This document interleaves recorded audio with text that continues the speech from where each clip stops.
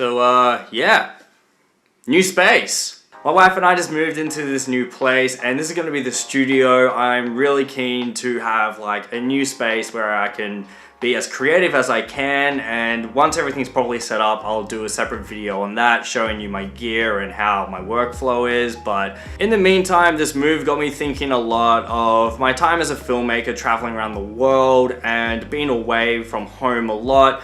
And yeah, I just wanted to share some tips today of what I learned traveling around the world as a filmmaker. I apologize for the terrible sound and the lighting. We're just gonna have to deal with it today, but hopefully next week I'll have everything set up and we'll be on track with everything, better quality production like I should be doing.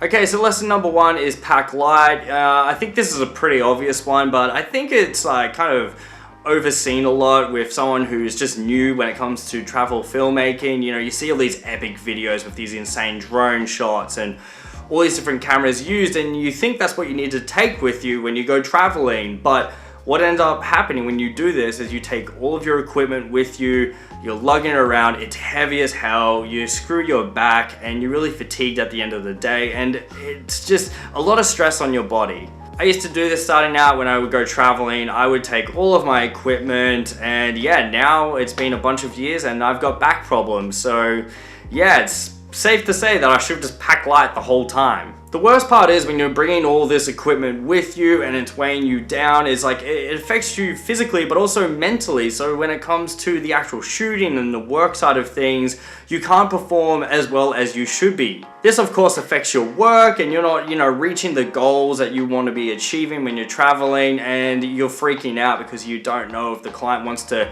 bring you back on for another job. So yeah, it's safe to say that when you're traveling, you should just pack light. Just take one camera, a couple of lenses maybe, a drone if you want, but make sure it's like nice and compact. And yeah, make sure you just keep everything enough that it's in one bag and it's not putting too much pressure on your back. Just remember that clients don't really care about all the flashy equipment that you have. They're bringing you on because you have these skills that you can bring to life, their vision. So yeah, you don't need to bring all this flashy equipment with you. Just pack what you think you need just to achieve these shots, and then you'll be sweet. So lesson number two is keep in touch with home. And I get it, when you start traveling, you have all these new experiences, you're meeting all these new people. It's really, really exciting.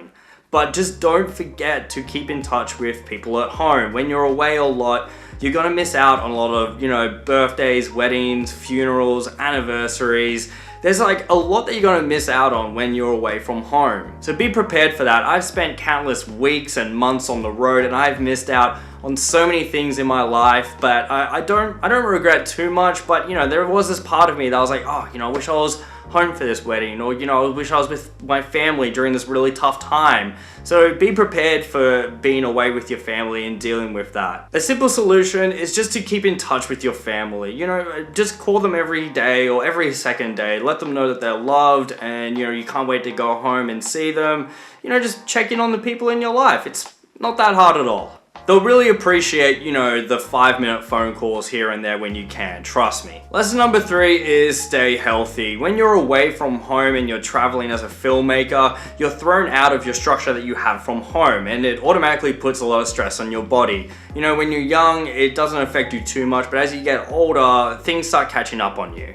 If you're away on a tour with a band, or you're, doing a documentary series somewhere, you're going to have like a different structure every single day. You might have super late nights and early starts and only get a couple hours of sleep, but you might not even get sleep at all. So it's really important to take care of yourself while you're on doing these projects. I know it's really easy to just like eat the junk food, the fast food, things are going to take like, 2 minutes to come out, and you can just quickly scoff down and get back to shooting. But it's going to take a toll on you as well. You're going to feel, again, fatigued, and you're just not going to feel like you can perform at the best of your ability. So next time that you're traveling and you see McDonald's, try and go for like at least Subway. Like they've got salad, that kind of works, I guess. But just try and go for a healthier option and rest up as much as you can, and drink plenty of water. Actually, that got me thinking, while I was in America, there was this product called Emergency. It was like this little sachet packet thing that you put it into water, and it's just full of vitamins.